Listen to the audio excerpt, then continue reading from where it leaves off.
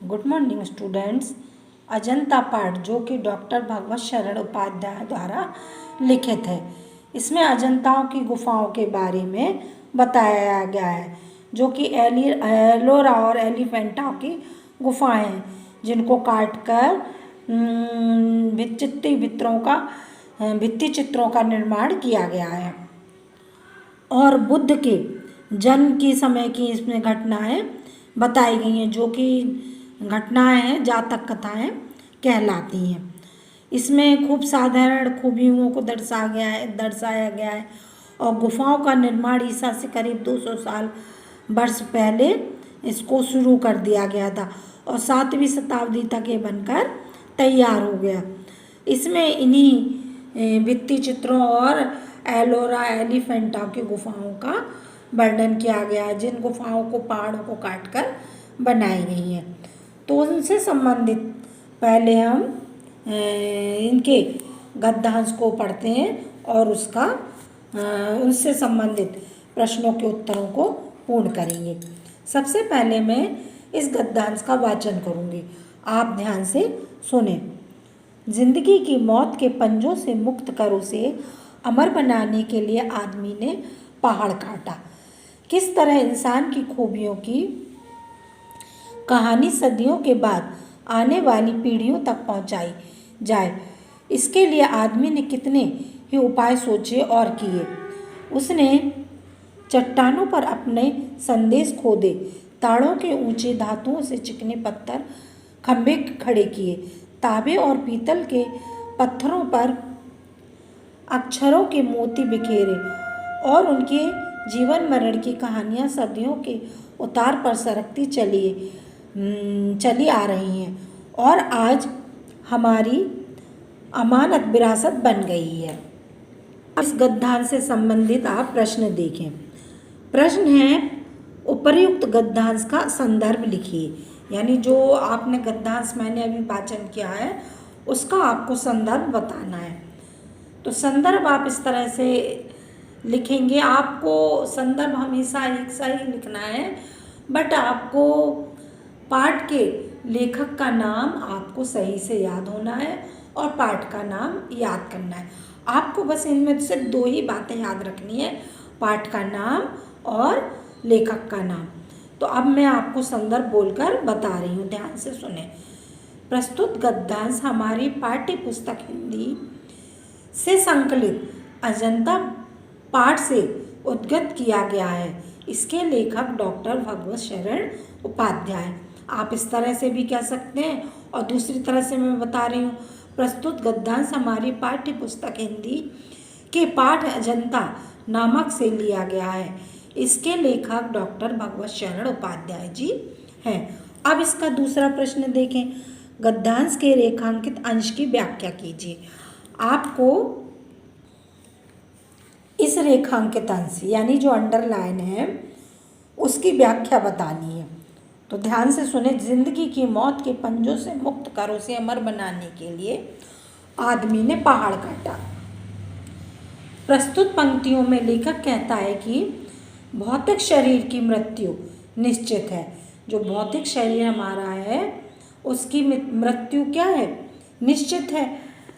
किस तरह इंसान की खूबियों की कहानी सदियों के बाद आने वाली पीढ़ियों तक पहुंचाई जाए, इसके लिए आदमी ने कितने ही उपाय सोचे और किए। जो भौतिक शरीर है हमारी उसकी मृत्यु निश्चित है, इसलिए यह शरीर को संसार में अमर रहने की कामना करता है। कौन? लेखक जो है संसार में अमर रहने की कामना करता है और इसके लिए सदैव प्रयत्नशील रहना चाहिए। इसी प्रयास से मनुष्य ने पहाड़ों को काटने जैसी अत्यंत कठिन कार्य को भी किया है। मनुष्य की सोच से जो मनुष्य सोचता है, सोचे और किए भी हैं। इन विशेषताओं की गाथा अनेक सदियों के बाद भी हमारी आने वाली पीढ़ियां जान लें और इसके लिए बहुत से उपाय मनुष्य ने किए हैं। उदाहरण के लिए जैसे उसने शिलाओं पर संदेशों को कुरेद कर लिखा, खोद कर लिखा। इसी प्रकार से मनुष्य ने अपनी विशेषताओं की कहानियों को सदियों के बाद भी आने वाली पीढ़ियों को परिचय कराने के लिए अनेक उपाय सोचे और उनको मूर्त रूप भी प्रदान किया है।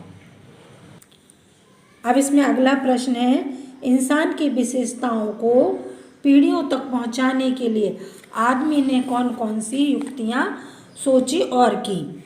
अब इसी तरह से इसको अथवा में लगा कर दिया है, या ये। तो अथवा का मतलब होता है कोई, इन दोनों में से कोई एक।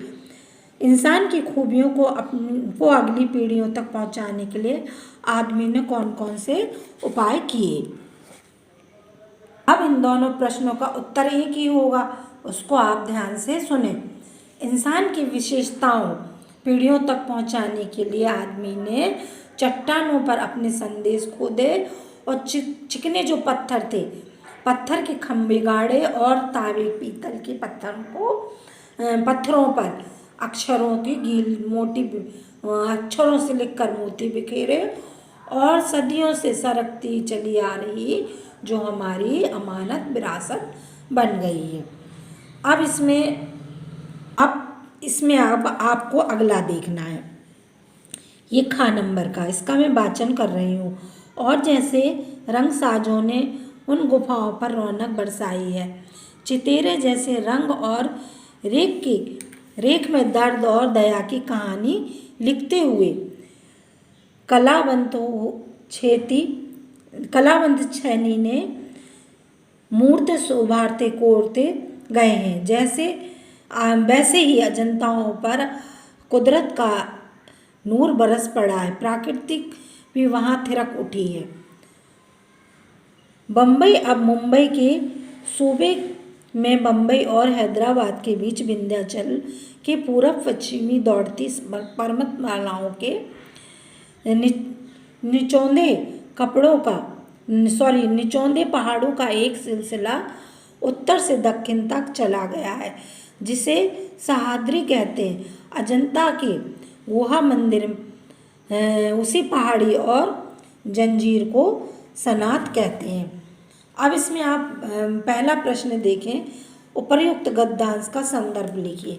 तो संदर्भ आपका पहले जैसे मैंने बताया उसी तरह आएगा। जैसे सुनने आप ध्यान से, प्रस्तुत गद्यांश हमारी पाठ्य पुस्तक हिंदी के पाठ अजंता नामक से लिया गया है। इसके लेखक डॉक्टर भगवत शरण उपाध्याय जी हैं।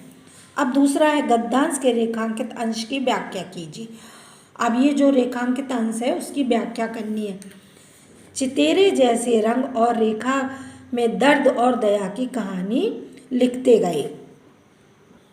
प्रस्तुत गद्यांश जो है, इन पंक्तियों में लेखक कहता है कि अजंता की गुफाओं में बनी जो मूर्तियाँ और चित्रकलाओं को देखकर ऐसा प्रतीत होने लगता है कि जैसे पत्थरों सजीव बनाने वाले कलाकारों ने यहाँ सौंदर्य की वर्षा कर दी हो। कलावंत छैनी से मूर्तें उभारते कोरते गए, वैसे ही अजंता पर कुदरत का नया नूर बरस पड़ा, प्रकृति ने भी वहाँ थिरक उठी है। अब इसके बाद ये वो लेखक कहता है कि पत्थर को तराशने, यानी पत्थर को खोद कर तराशने वाले जो कलाकार हैं, यानी जो पत्थर को खोदने वाले कलाकार हैं, उन्होंने अपनी छेनी और हथौड़ी से पत्थर में प्राण फूंक दिए हैं। मतलब उन पत्थरों को खोद कर उसमें जो मूर्तियाँ या भित्ति चित्रों को अंकित किया है। तो ऐसा प्रतीत होता है मानो उन मूर्तियों में क्या कर दिए हो, प्राण फूंक दिए हो, पत्थर को सजीव बना दिया है।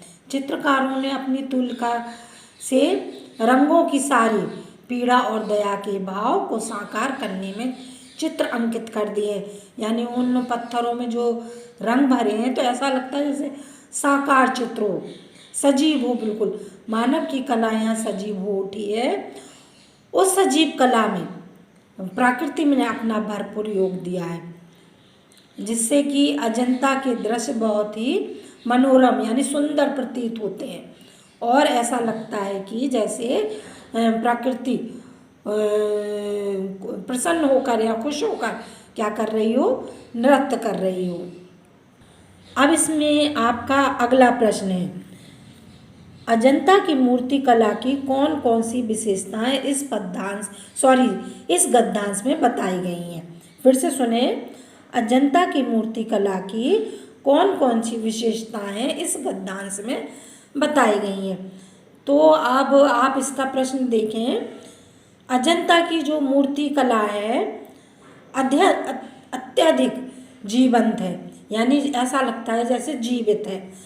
मूर्तिकारों ने इन मूर्तियों में जो है एक रेखा को मतलब एक एक रेखा को इस प्रकार से उकेरा है जैसे उसमें रंगों का प्रयोग किया है। जैसे उकेरते हुए उनको पत्थरों को खोदकर उनमें जो रंगों का प्रयोग किया है उसमें ऐसा प्रतीत होता है उनके दुख और दर्द, जो दया के भाव जो हैं सजीवता को प्रकट करते हैं। ऐसे लगते हैं जैसे सजीवित हो उठे हों।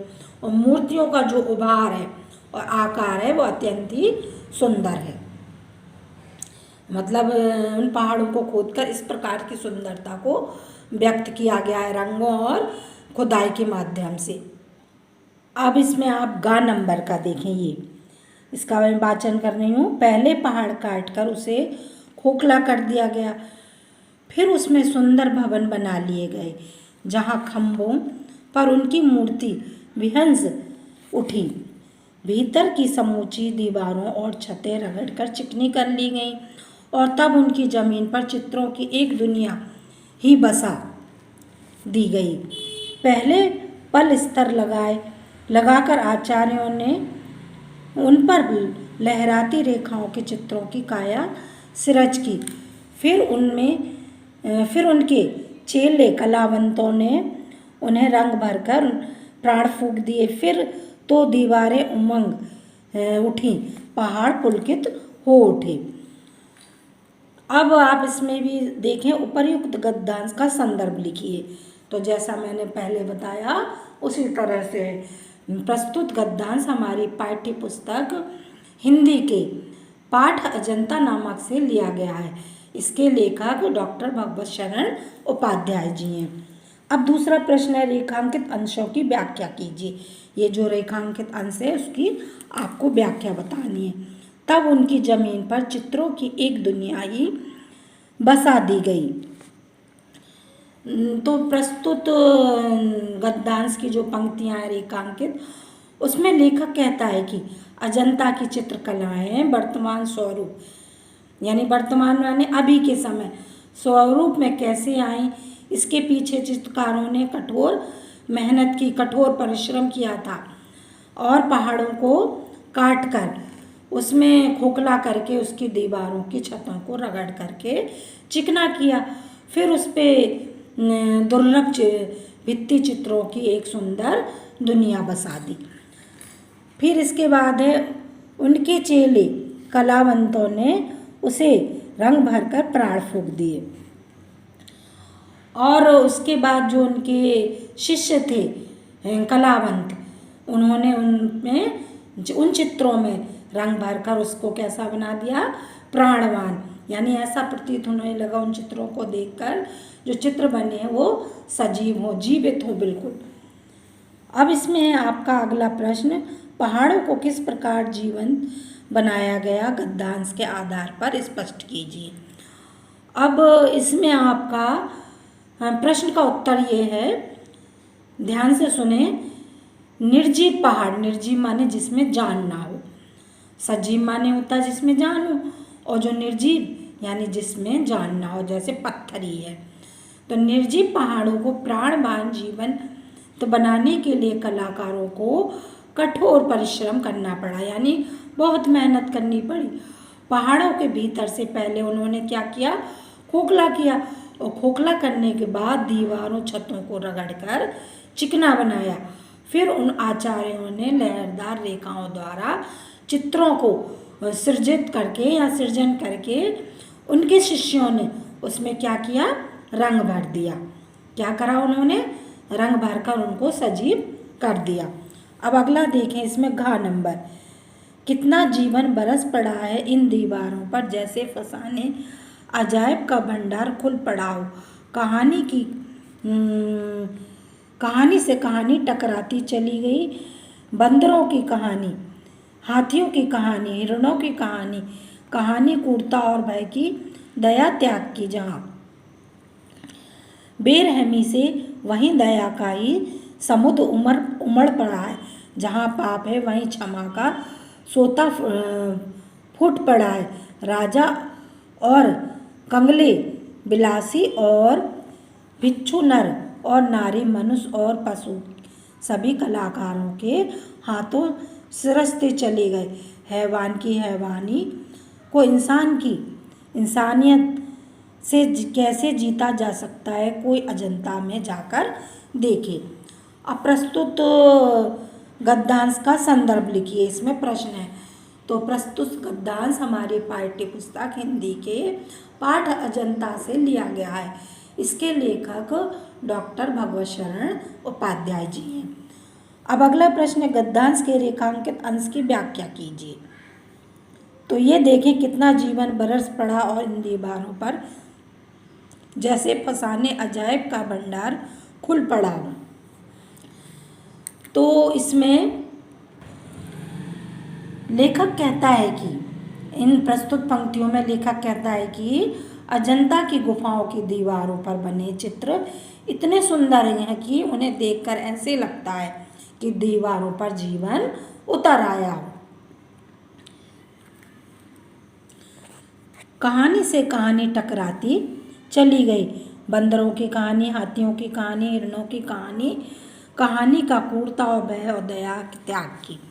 और वो कहता है कि इन अजंता की जो भित्ति चित्र हैं, इनमें आश्चर्यजनक कहानियाँ तथा कथाएं सिमटी हुई हैं। चित्रों का एक दूसरे से ऐसा सामंजस्य है जैसे कि दूसरे चित्रों की कहानी एक दूसरे से जुड़ी हुई हो। सभी कहानियाँ कैसी हैं? श्रृंखलाबद्ध है, यानी एक के बाद एक जुड़ी हुई हैं। यदि जानवरों की कहानियों को लिया जाए तो उनमें बंदरों की कहानियाँ, हाथियों की कहानियाँ, हिरणों की कहानियाँ, इन सब की कहानियाँ एक श्रृंखलाबद्ध बनी हुई हैं।